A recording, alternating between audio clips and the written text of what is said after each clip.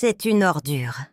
Sortez de chez moi tout de suite, espèce de vieille mendiante. » La voix de ma belle-fille Chloé a claqué comme un coup de fouet en plein milieu du grand salon. Le silence s'est abattu d'un coup sur la pièce, figeant les verres de champagne en l'air et les rires mondains dans les gorges. Tout le monde a tourné la tête. Les invités triés sur le volet, ces gens de la haute société parisienne qui se croient tout permis, nous regardaient avec ce mélange de dégoût et de curiosité malsaine. Moi, je me tenais là, immobile, serrant mon vieux sac à main contre mon manteau humide, le cœur battant à tout rompre, mais le visage de marbre. Chloé ne savait pas. Elle pensait être la reine de Paris ce soir-là, dans son appartement du 16e arrondissement, entourée de ses courtisans. Elle ne savait pas que la vieille femme qu'elle humiliait devant le tout Paris tenait dans la poche intérieure de son gilet le pouvoir de la détruire en une seconde. Il y avait cette clause signée il y a 30 ans devant Maître Lemoine le notaire. Une clause qu'elle avait oubliée, ou peut-être qu'elle n'avait jamais prise la peine de lire. Mais ce soir, je n'étais pas venue pour la guerre. J'étais venue pour mon petit-fils. Pourtant, 1 heure plus tôt, tout semblait presque paisible. Il pleuvait sur Paris, une de ces pluies fines et glaciales qui vous transpercent les os. J'avais pris le métro depuis Montmartre, puis j'avais marché jusqu'à l'avenue Foch. L'immeuble était imposant, une forteresse de pierre de taille avec des grilles dorées et un digicode compliqué. J'avais hésité devant l'interphone. Je savais que je n'étais pas la bienvenue.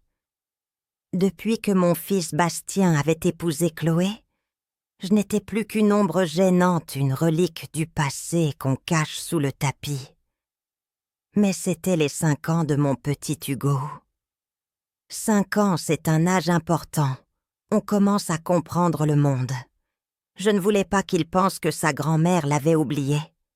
J'ai inspiré un grand coup lissant le tissu de ma robe noire. C'était une robe simple, un peu usée aux manches, mais d'une coupe parfaite. Personne ne le voyait plus, mais c'était le tout premier prototype que j'avais cousu de mes mains dans les années 70. Une pièce de musée que Chloé prenait pour une vieillerie de friperie. Quand la porte de l'appartement s'est ouverte, la chaleur et l'odeur de fleurs coûteuses m'ont sauté au visage. Il y avait du monde partout. Des femmes en robe de cocktail, des hommes en costume, sur mesure des journalistes de mode, des influenceurs. Le téléphone collé à la main. Je me sentais minuscule. J'ai repéré mon fils Bastien près du buffet. Il tenait un verre de vin rouge, l'air absent. Quand il m'a vu, ses yeux se sont écarquillés. Il a fait un pas vers moi, puis s'est arrêté, jetant un coup d'œil nerveux vers sa femme à l'autre bout de la pièce. Il avait peur. Mon propre fils avait peur de me dire bonsoir. J'ai ravalé ma tristesse. Je n'étais pas là pour lui faire une scène. J'ai cherché Hugo du regard. Il était là, assis sur un tapis persan, entouré de montagnes de cadeaux emballés dans du papier doré. Des jouets électroniques, des voitures télécommandées, des tablettes. Il avait l'air perdu au milieu de cette abondance froide. Je me suis approchée doucement. « Hugo, mon chéri », ai-je murmuré en me penchant vers lui. Il a levé la tête. Ses grands yeux se sont illuminés. Il a lâché sa console de jeu et s'est levé d'un bond. « Mamie Isabelle » a-t-il crié en se jetant dans mes jambes. J'ai senti une boule se former dans ma gorge. Au moins lui, il m'aimait encore. Je l'ai serré fort, respirant l'odeur de shampoing à la fraise de ses cheveux. Je me suis accroupie à sa hauteur, ignorant les regards en coin des invités qui s'écartèrent, comme si j'étais porteuse d'une maladie contagieuse. « Joyeux anniversaire, mon grand », lui ai-je dit en souriant. « Je n'ai pas apporté de gros camion, mais j'ai fait ça pour toi. » J'ai sorti de mon sac le petit paquet enveloppé dans du papier craft. Ce n'était rien de luxueux. À l'intérieur, il y avait une écharpe en laine bleu nuit. Je l'avais tricotée moi-même, maille après maille, pendant les longues soirées d'hiver.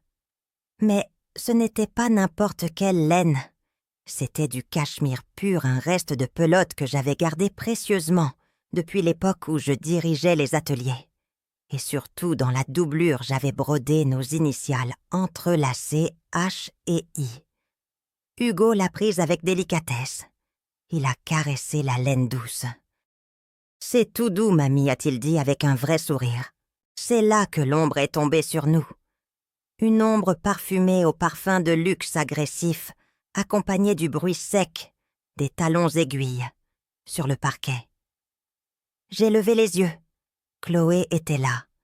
Elle était magnifique, il faut le reconnaître, dans sa robe fourreau argentée, mais son visage était déformé par une colère froide. Elle a regardé Hugo, puis le paquet en papier craft, et enfin, elle a posé ses yeux sur moi. Qu'est-ce que c'est que ça, a-t-elle sifflé entre ses dents? C'est un cadeau pour Hugo Chloé, ai-je répondu calmement en me relevant. Une écharpe. Elle a éclaté d'un rire bref et méchant, un rire qui a fait tourner encore plus de têtes. Une écharpe. Sérieusement, Isabelle, regardez autour de vous. On est au 21e siècle. Mon fils a reçu le dernier drone, une console nouvelle génération. Et vous lui ramenez quoi, hein? Un bout de tricot qui gratte fait avec vos vieilles pelotes mitées. Ce n'est pas mité, c'est du cachemire, ai-je tenté de dire, mais ma voix tremblait un peu. Elle n'a pas écouté. D'un geste brusque, elle a arraché l'écharpe des mains de Hugo. Le petit a poussé un cri de surprise. Maman n'en a-t-il pleurniché? Tais-toi, Hugo, a-t-elle coupé sèchement. Elle a tenu l'écharpe du bout des doigts, comme si c'était une serpillière sale, et l'a élevée bien haut, pour que tout le monde la voie. Les invités riaient doucement, chuchotant derrière leurs mains. Je voyais les flashs des téléphones. Ils filmaient. Ils filmaient ma honte. C'est pathétique, a-t-elle lancé en me fixant droit dans les yeux. Vous venez ici, dans ma maison, au milieu de mes invités de marque, avec vos haillons et votre odeur de renfermé. Vous nous faites honte, Isabelle. Vous êtes une tache dans ce décor.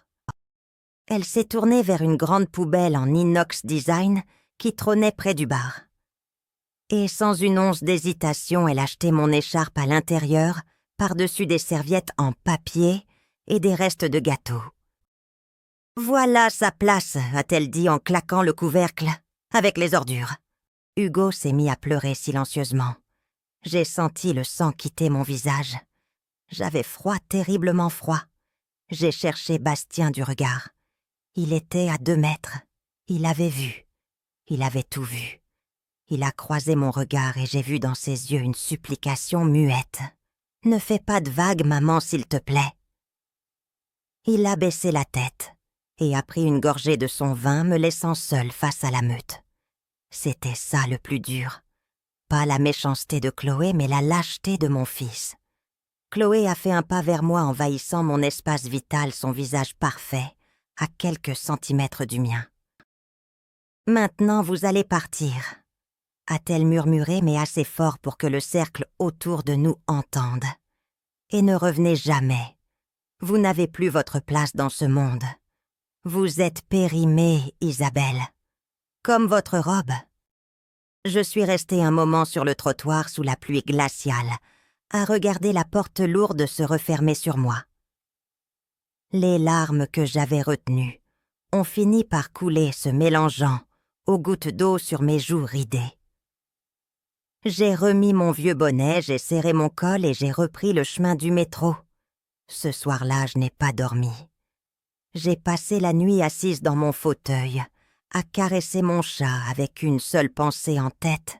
La gentillesse est une force. Mais parfois, il faut savoir montrer les dents pour se faire respecter. Chloé voulait jouer à la grande dame. Elle voulait effacer le passé. Très bien. Elle allait apprendre que le passé a parfois les dents longues. Le lendemain matin, loin de mon petit appartement de Montmartre, l'ambiance était tout autre dans les bureaux de verre et d'acier de la Maison du Bois, au cœur du quartier de la Défense. C'était là que le cœur de mon empire battait, même si personne ne savait que c'était encore le mien. Chloé y régnait en maître, ou du moins c'est ce qu'elle croyait. Elle arpentait les couloirs en claquant des talons terrorisant les stagiaires et les secrétaires. Son objectif était clair, elle voulait le poste de directrice générale monde. Elle voulait le titre, la gloire, et surtout le pouvoir absolu. Mais pour cela, elle devait réussir l'impossible, organiser le défilé le plus spectaculaire de l'histoire de la marque lors de la prochaine semaine de la mode. Elle était assise dans la grande salle de réunion, celle avec la vue imprenable sur la tour Eiffel. Autour de la table, son équipe, composée uniquement de jeunes gens terrifiés, prenait des notes frénétiquement. Chloé a projeté son plan sur l'écran géant. C'était un massacre. Pas un massacre de tissu, mais un massacre humain. « Regardez-moi cette liste », a-t-elle lancé en pointant l'écran avec un stylo laser. Sur l'écran, des noms défilaient. Des noms que je connaissais par cœur. Des couturières, des modélistes, des comptables. Des gens qui avaient construit cette maison avec moi, point par point, chiffre après chiffre. Tous ces gens ont plus de 50 ans, a-t-elle continué avec un mépris glacial. Ils sont lents, ils sont vieux, ils coûtent cher, et ils n'ont aucune idée de ce qu'est la modernité. La maison du bois doit être jeune, fraîche, digitale. Je veux que vous prépariez les lettres de licenciement. Un silence gêné a flotté dans la salle. Un jeune directeur des ressources humaines a osé lever la main, la voix tremblante. « Mais Madame Chloé, a-t-il balbutié, ce sont des experts. Ils ont le savoir-faire. Et puis le coût des indemnités. On s'en fiche du savoir-faire, a-t-elle coupé brutalement. Je veux de l'image, je veux du buzz. Le savoir-faire, c'est pour les musées. Virez-les tous avant le défilé. Je veux une équipe neuve pour saluer sur le podium. Est-ce que c'est clair ? » « C'est clair, » a-t-il murmuré en baissant les yeux. Elle a souri satisfaite. Elle pensait avoir gagné. Elle pensait que l'entreprise lui appartenait déjà. Elle a ouvert son ordinateur portable pour envoyer sa demande de budget au conseil d'administration. Elle avait besoin de millions d'euros pour louer le musée du Louvre. Rien que ça. Elle voulait que son sacre se fasse sous la pyramide, devant les yeux du monde entier. Elle a tapé son mail avec assurance, persuadée que le conseil, cette entité sans visage avec qui elle ne communiquait que par courriel crypté, allait lui dire oui, sans broncher. Quelques minutes plus tard, une notification a sonné. Une réponse. Elle a ouvert le message et j'imagine très bien la lueur de triomphe dans ses yeux, à la première phrase. Budget approuvé, a-t-elle lu à voix haute pour que tout le monde entende. Son équipe a poussé des soupirs de soulagement, mais Chloé a froncé les sourcils en lisant la suite. Son sourire s'est figé. Il y a une condition, a-t-elle grogné. Elle a lu la suite plus doucement, l'air agacé. Le conseil acceptait de débloquer les fonds et validait l'utilisation du Louvre, mais à une seule condition non négociable. Le projet final ainsi que la nouvelle collection devaient être validés en personne par l'actionnaire majoritaire, la détentrice du droit de veto, une certaine Madame D. Le mail précisait que cette validation aurait lieu lors de la répétition générale, la veille du grand soir. Madame D, a-t-elle répété avec dédain. C'est qui celle-là encore? Une vieille bique qui doit avoir 100 ans et qui vit dans une maison de retraite. L'assistante, une jeune femme rousse, qui connaissait mieux les dossiers que sa patronne a osé intervenir. C'est la légende, madame. On dit qu'elle détient 51% des parts depuis la fondation. Personne ne l'a vue depuis 10 ans. On l'appelle l'impératrice de l'ombre. Chloé a éclaté de rire. Un rire sec sans joie. L'impératrice de l'ombre. Laissez-moi rire. Ce doit être une vieille sénile qui signe des papiers sans comprendre. Parfait. Si je dois faire des courbettes à une momie pour avoir mon budget, je le ferai. On lui servira du thé, on lui montrera 2 ou 3 jolies robes. Elle n'y verra que du feu. Et elle signera. Elle s'est levée, lissant sa jupe crayon plus arrogante que jamais. Préparez tout a-t-elle ordonné. Et assurez-vous que les lettres de licenciement partent le matin du défilé. Je veux que le nettoyage soit fait quand je monterai sur scène. Cette Madame D ne sera qu'une formalité, une dernière pierre sur mon chemin avant le sommet. » Elle ne savait pas, la pauvre. Elle ne savait pas que la pierre sur son chemin, c'était la montagne tout entière. Et elle ne savait surtout pas que la momie sénile qu'elle s'apprêtait à manipuler, c'était moi. De mon côté, dans mon petit salon, j'ai reçu la copie de l'échange sur ma tablette sécurisée. J'ai bu une gorgée de tisane, et pour la première fois depuis l'humiliation de la veille, j'ai souri. Un vrai sourire. Le piège était en place. Le grand soir était enfin arrivé. Le musée du Louvre avait été privatisé, un privilège rare, qui avait coûté une fortune à l'entreprise Ma Fortune pour être exact. Sous la pyramide de verre, une estrade immense d'un blanc immaculé serpentait entre les statues antiques. Des centaines de chaises dorées étaient alignées, occupées par tout ce que le monde comptait de plus influents rédactrices en chef de magazines prestigieux, actrices célèbres, critiques redoutés et bien sûr les membres du conseil d'administration. L'air vibrait d'une tension électrique. Les projecteurs balayaient la foule créant des jeux d'ombre sur les murs de pierre séculaire. J'étais là, caché dans l'ombre des coulisses, observant mon petit monde s'agiter. Personne ne m'avait reconnu. J'étais arrivé par une entrée de service, le visage dissimulé sous une grande capeline, escorté par mon fidèle chef de la sécurité, qui attendait ce moment depuis des années. Chloé est montée sur le podium. Elle rayonnait d'une beauté froide et calculatrice. Elle a saisi le micro savourant l'instant. Le silence s'est fait instantanément. Elle se sentait intouchable, persuadée que la mystérieuse Madame D n'était pas venue, ou qu'elle signait des papiers dans un bureau à l'écart. « Mesdames et messieurs » a-t-elle commencé d'une voix claire et assurée. « Ce soir, nous ne célébrons pas seulement une nouvelle collection.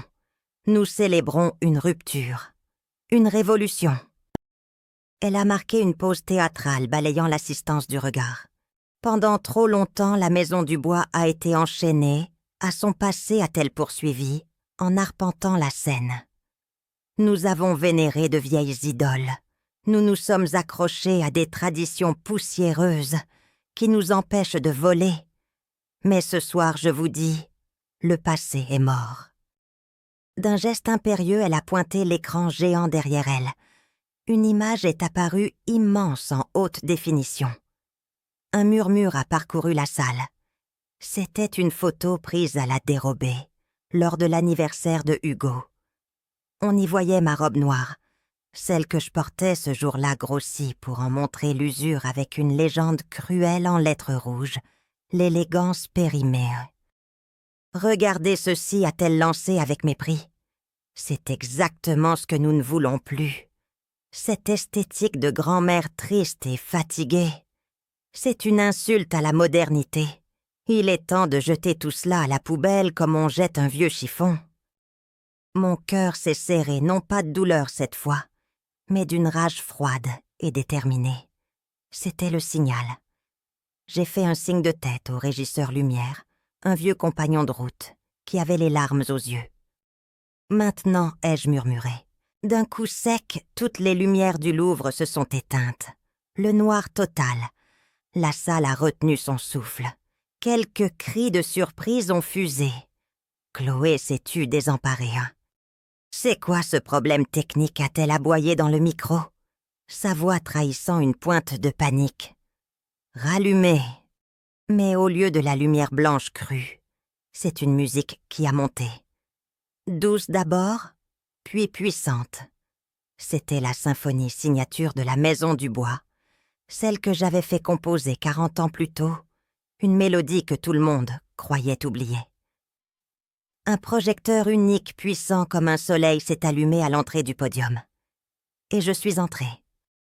Je ne portais plus ma vieille robe noire.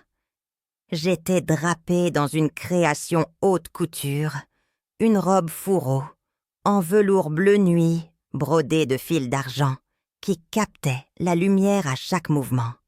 C'était la pièce maîtresse de ma collection secrète, celle que je gardais pour mes funérailles ou pour mon triomphe. À mon cou la parure l'arme de lune, des diamants légendaires de la maison, étincelaient de 1000 feux. Je marchais la tête haute, le dos droit, chaque pas résonnant sur le sol vitré. J'avançais vers elle. Chloé a plissé les yeux éblouis par le projecteur. Elle ne comprenait pas. Elle voyait une silhouette imposante, une reine, mais son cerveau refusait de faire le lien. Quand je suis arrivée à quelques mètres d'elle, la lumière s'est adoucie, révélant mon visage. J'ai vu ses yeux s'agrandir de stupeur, puis de colère. « Toi » a-t-elle hurlé sans se soucier du micro. « Qu'est-ce que tu fais ici ?»« Sécurité, sécurité !» Elle s'est tournée vers les gardes hystériques, pointant un doigt tremblant vers moi. « Sortez cette clocharde d'ici. Elle a volé des bijoux. Elle a gâché mon défilé. Jetez-la dehors. » Les gardes n'ont pas bougé d'un millimètre. Ils avaient les mains croisées dans le dos, le regard respectueux fixé sur moi. Chloé était seule sur son îlot de colère, gesticulant dans le vide. « Mais faites quelque chose » a-t-elle crié, la voix brisée par l'incompréhension. C'est alors qu'un bruit de chaise a raclé le sol. Au premier rang, une femme s'est levée. C'était Madame Valérie, la rédactrice en chef du plus grand magazine de mode au monde. Une femme qui pouvait faire ou défaire une carrière d'un froncement de sourcils. Elle m'a regardé droit dans les yeux, avec un sourire complice. Puis, lentement, solennellement, elle a incliné la tête dans une révérence parfaite. « Bonsoir, Madame Dubois » a-t-elle dit d'une voix qui a porté dans tout le silence du Louvre. Comme une vague, toute la première rangée s'est levée. Les membres du conseil d'administration, les banquiers, les critiques. Un par un, ils ont incliné la tête. « Bonsoir, Madame Dubois. Bonsoir, Présidente. » Chloé a reculé, trébuchant presque sur sa traîne. Elle regardait la salle, puis moi, puis la salle. Son visage était devenu livide. Sa bouche s'ouvrait et se fermait sans qu'aucun son ne sorte. Le piège venait de se refermer. Elle venait de comprendre que la vieille mendiante qu'elle avait jetée sous la pluie n'était pas une parente pauvre.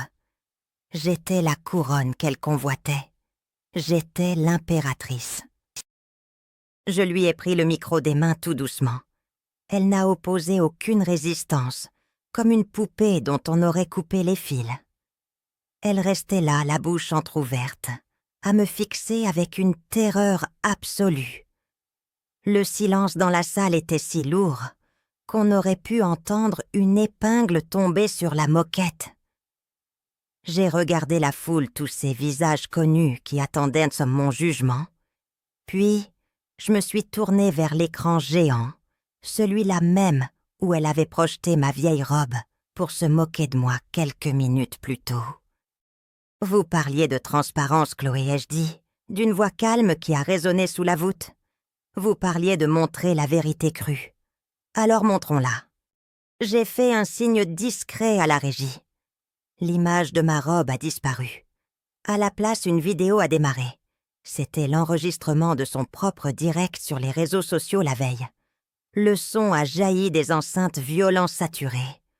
On entendait le bruit de la pluie et par-dessus tout sa voix perçante. « Mon Dieu, ne ramenez pas vos ordures ici.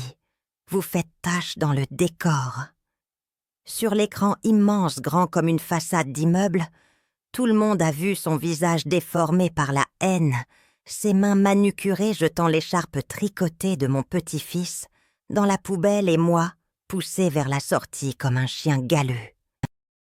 Un murmure d'indignation a parcouru l'assemblée. J'ai vu des gens porter la main à leur bouche.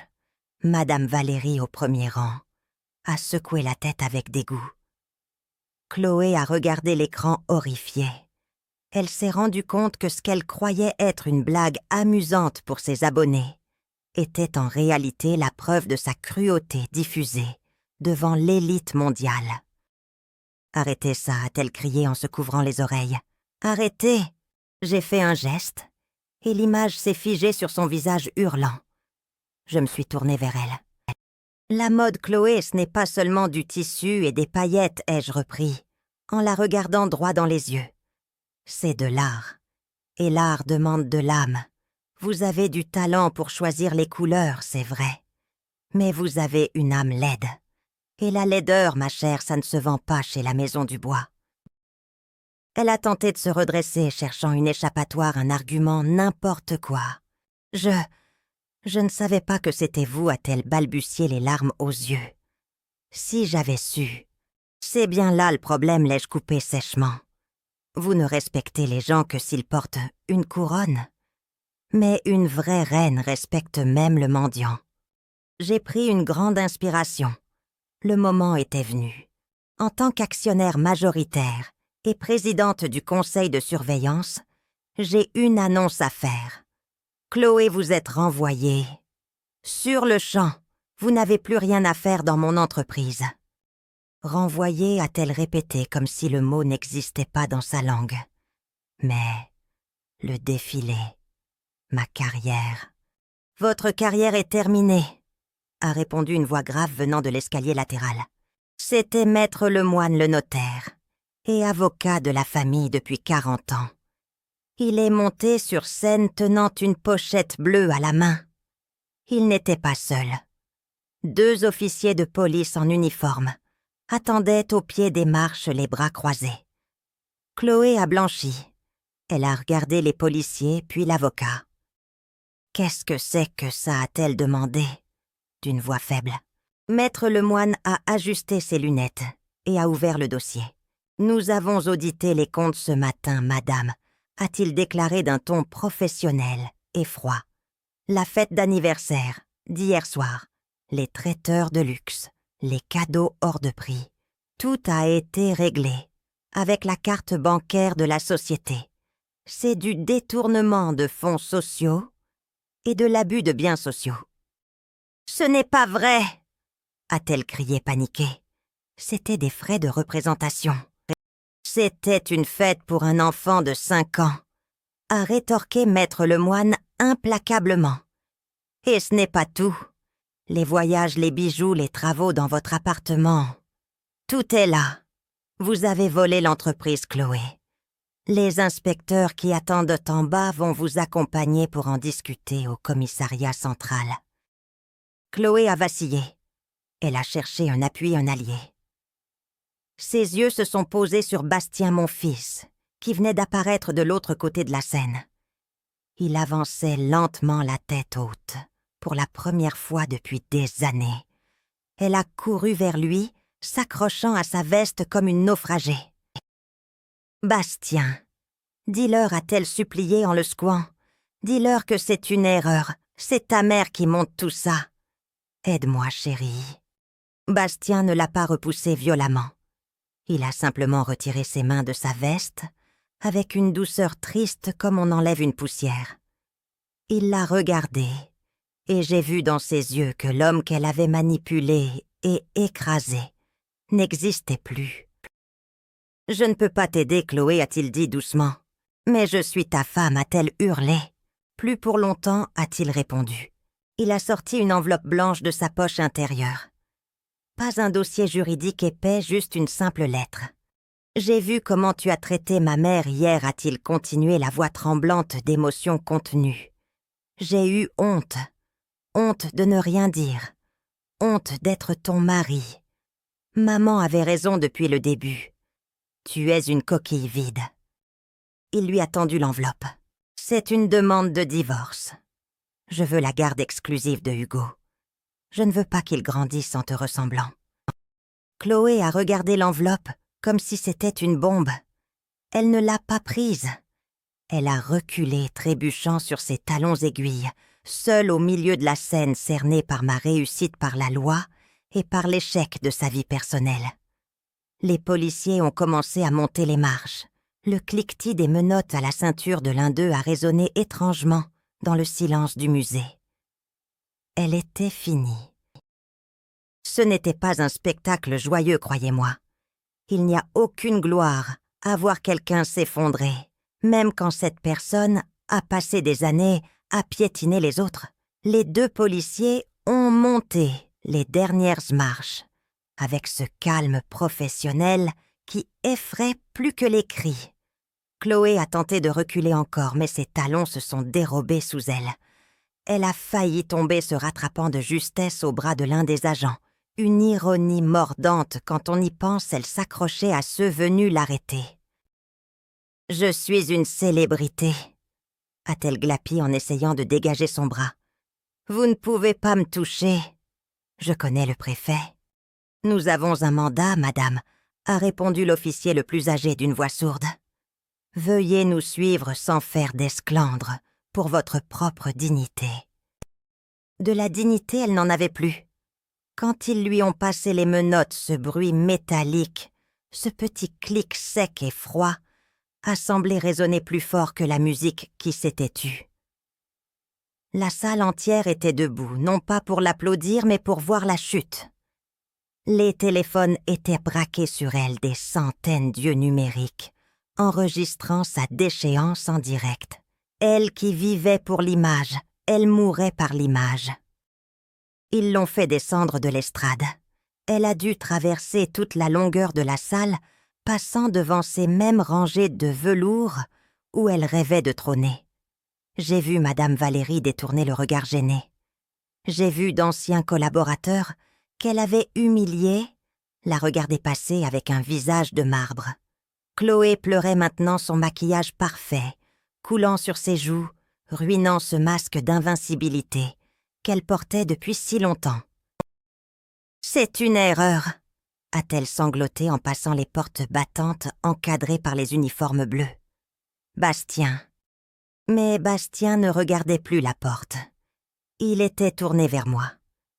Il avait les épaules basses comme si un poids immense venait de lui tomber dessus, le laissant à la fois libre et épuisé. Il s'est approché de moi doucement et a pris ma main ridée dans la sienne. Ses doigts étaient au froid.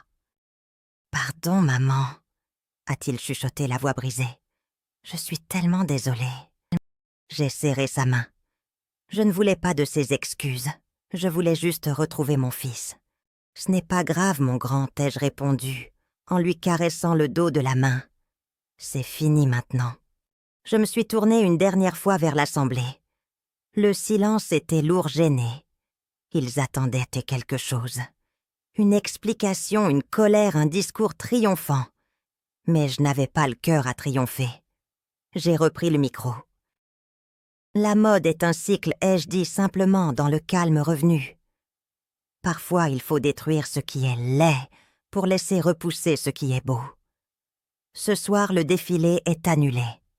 Mais je vous promets que la Maison du Bois reviendra. Non pas avec du buzz, mais avec du cœur. Merci d'être venu. J'ai posé le micro. Les lumières de la salle se sont rallumées brutalement, cassant la magie dramatique. Les techniciens commençaient déjà à démonter le décor. C'était fini. L'air de Chloé s'achevait dans le bruit des chaises qu'on repousse et des murmures scandalisés.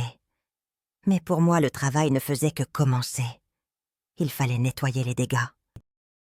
Les jours qui ont suivi ont été un tourbillon. Paris est une ville qui adore les idoles, mais qui préfère encore plus les voir tomber. Les journaux ne parlaient que de ça.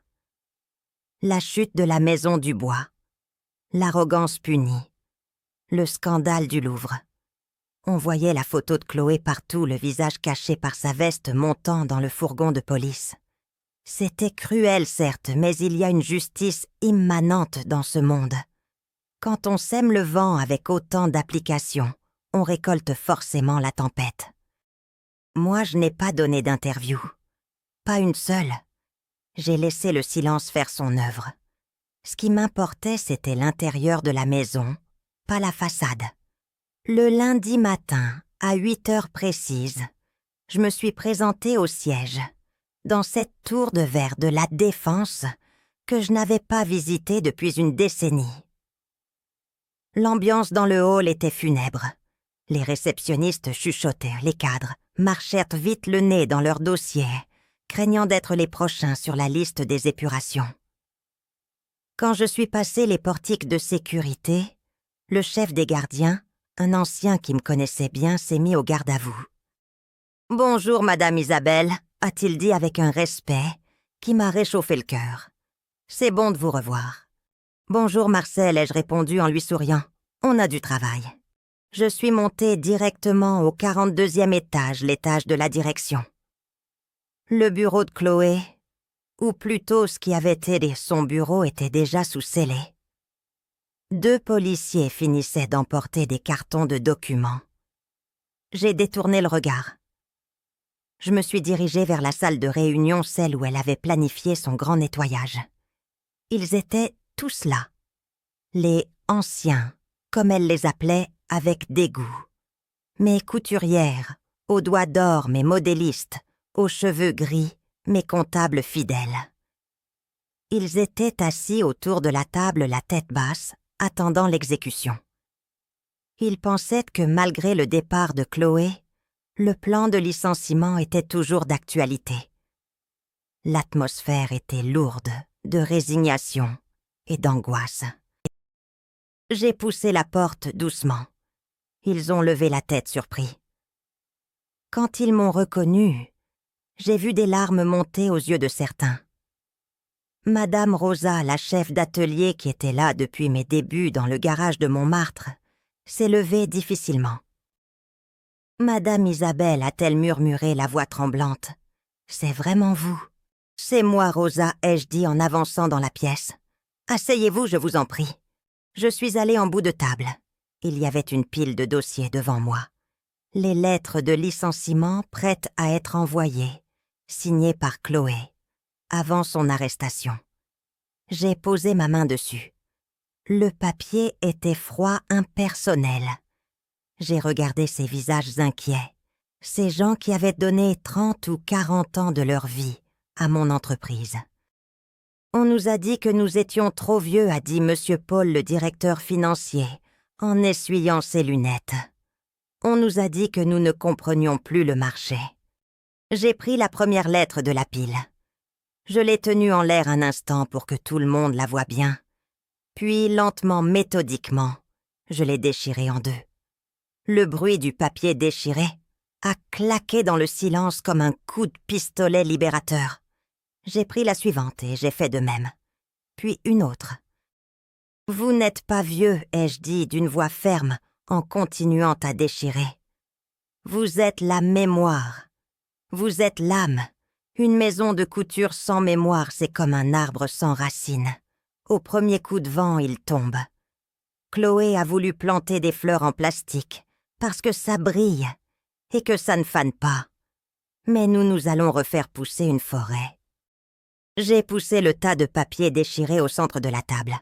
Personne ne paraît annoncer en les regardant un par un. Au contraire, j'ai besoin de vous. J'ai besoin que vous formiez les jeunes. J'ai besoin que vous leur appreniez que le luxe, ce n'est pas le prix.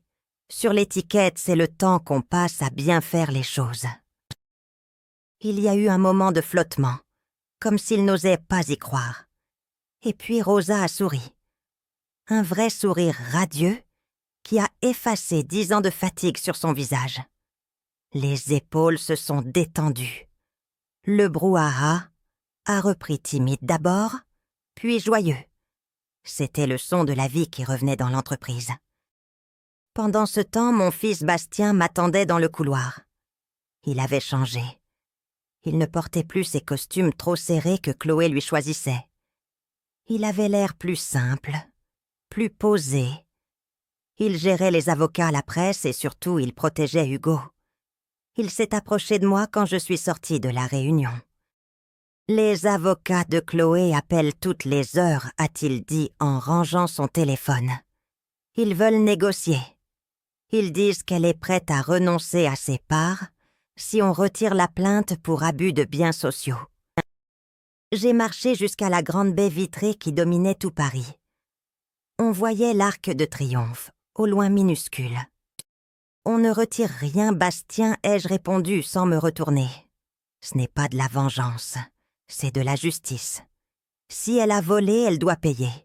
C'est la seule façon pour elle d'apprendre peut-être un jour la valeur de l'argent et du travail. Et pour Hugo, a-t-il demandé doucement. Elle reste sa mère. Hugo ne la verra pas en prison, ai-je tranché. Mais il ne la verra pas non plus dépenser l'argent qu'elle n'a pas gagné. Tu as la garde Bastien, élève-le bien, fais-en un homme un vrai, pas un accessoire de mode. Il a hoché la tête, soulagé. Il avait besoin de cette fermeté. Il avait besoin que je tienne la barre pendant qu'il retrouvait son équilibre. Nous avions beaucoup à reconstruire, mais les fondations étaient solides. La tempête était passée, mais il restait encore à nettoyer les débris qu'elle avait laissés sur la grève. Et je savais que le destin réservait à Chloé une leçon bien plus rude que la prison, la réalité. On dit souvent que Paris est un village, mais le monde de la mode lui est un mouchoir de poche. Et quand on y met le feu, on finit inévitablement par se brûler. Pour Chloé, la descente aux enfers ne s'est pas arrêtée aux portes du commissariat. C'était bien pire que ça. C'était le silence.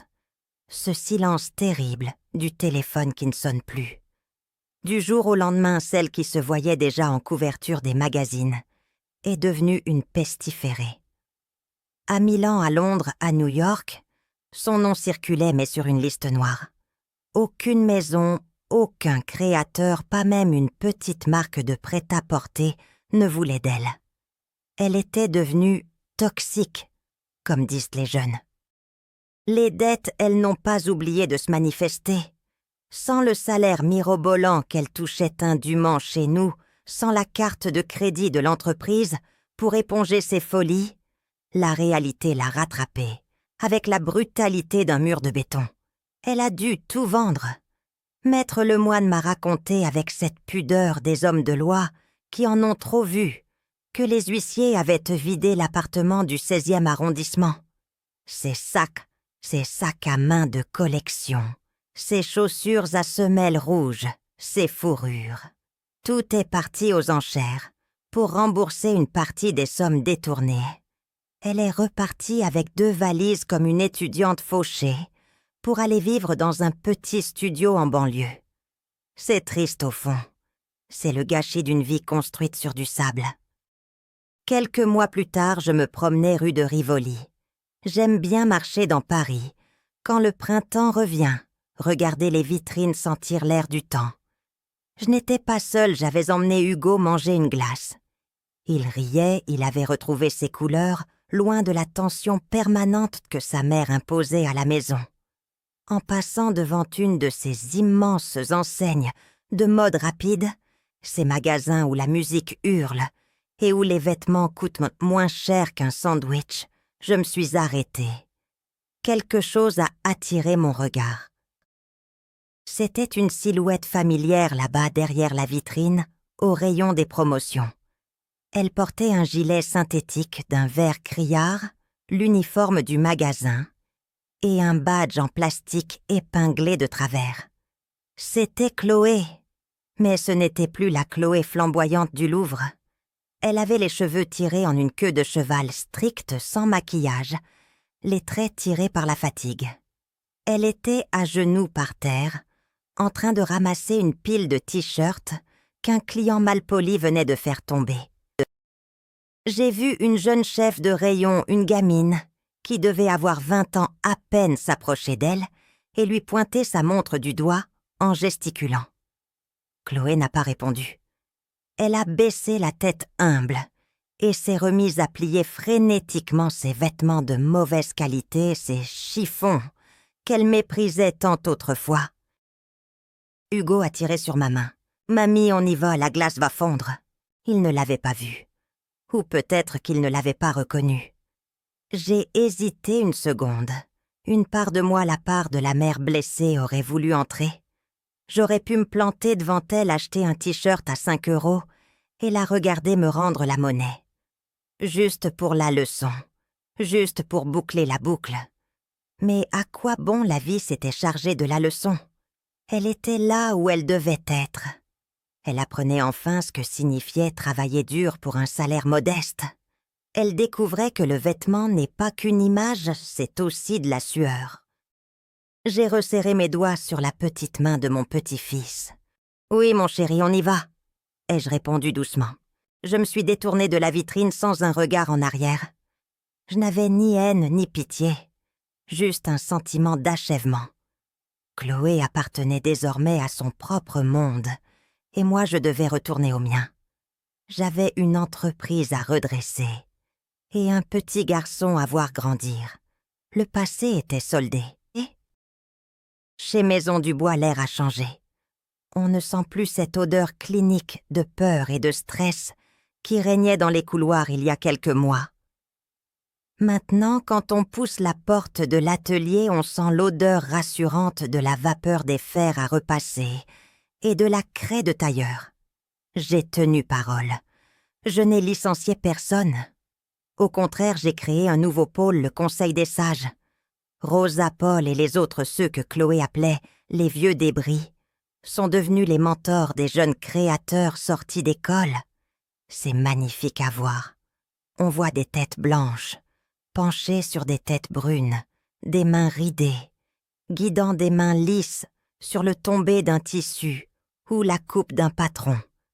La transmission, c'est le secret de l'éternité. Chloé voulait effacer l'histoire pour écrire la sienne. Nous nous écrivons la suite du livre sans arracher les pages précédentes. Je ne passe plus mes journées dans le bureau de direction vitré de la Défense. Je laisse ça à Bastien. Il se débrouille très bien. Il a retrouvé sa colonne vertébrale et avec elle, le respect de ses équipes. Moi, je suis revenue à mes premières amours, la création ici, dans mon atelier de Montmartre, loin du bruit. Mais je ne suis pas seule. « Aïe, ça pique !» s'est exclamée une petite voix à côté de moi. J'ai baissé les yeux par-dessus mes lunettes.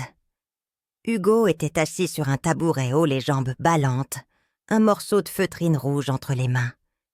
Il suçotait son pouce avec une grimace.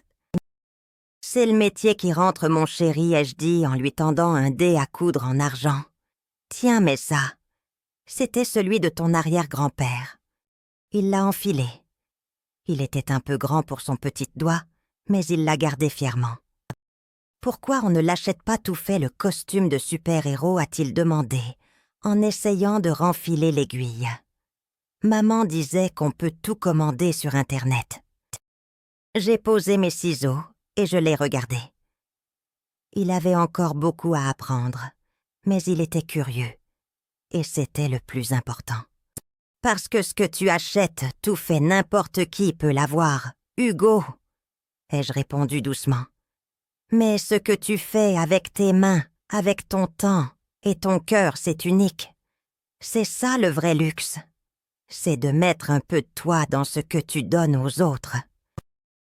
Il a réfléchi un instant, ses petits sourcils froncés, puis il a hoché la tête et s'est remis au travail tirant la langue en signe de concentration. J'ai regardé par la fenêtre.